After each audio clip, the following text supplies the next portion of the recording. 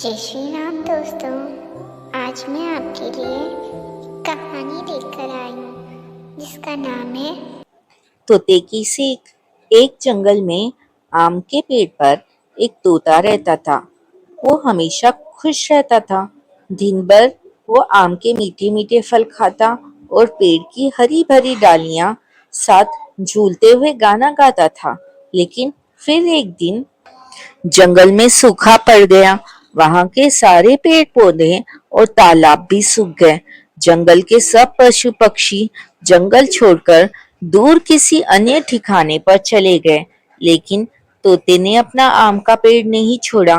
वो सारा दिन सूखे पेड़ की डाली पर बैठा ईश्वर से प्रार्थना करता और दर्द भरे गीत गाता था।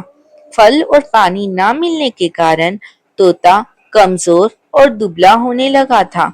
एक दिन उस जंगल के रास्ते से साधु की एक मंडली गुजरी।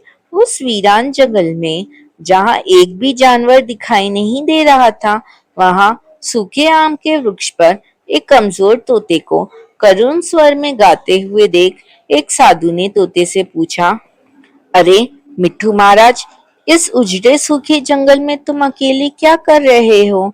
भूख प्यासे तुम बेहाल दिखते हो। तुम्हारे सारे सगी साथी पशु पक्षी अपना घर छोड़ दूसरी जगह चले गए हैं।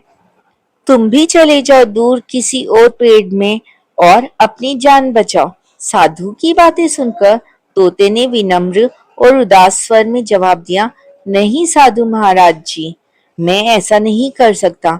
मैंने इस पेड़ पर बने कोटर में जन्म लिया, यही मैं पला बड़ा। इस पेड़ के मीठे फल खाकर मैं जीता रहा। इसकी छायादार पत्तियां के बीच चैन से जीवन बिताया। यही मैंने कितने मित्र बनाए। इस पेड़ ने मुझे कितनी बार दुश्मनों से भी बचाया। इसके साथ मैंने जीवन के कितने सुख भरे दिन बिताए। लेकिन आज जब इस वृक्ष का बुरा वक्त आया है, तो मैं इसे कैसे त्याग दूं? जिसके साथ सुख भरे दिन बिताए, उसके साथ अब दुख के दिन भी बांटूंगा। तोते की बातें सुनकर साधु जन बहुत प्रसन्न हुए। वे अपनी मंडली के साथ उसी वक्त उस देश के राजा के पास गए और उन्हें उनके राज्य में सूखते जंगल का समाचार भी दिया और जंगल को बचाने की गुहार भी लगाई। सारी बातें सुनकर राजा ने तुरंत एक विशाल नहर खुदवाकर जंगल तक पानी पहुंचाने की व्यवस्था की। फिर देखते ही देखते जंगल के सारे पेड़ पौधे के साथ आम का वो पेड़ भी हरा भरा हो गया और उसमें खूब मीठे फल लगने लगे।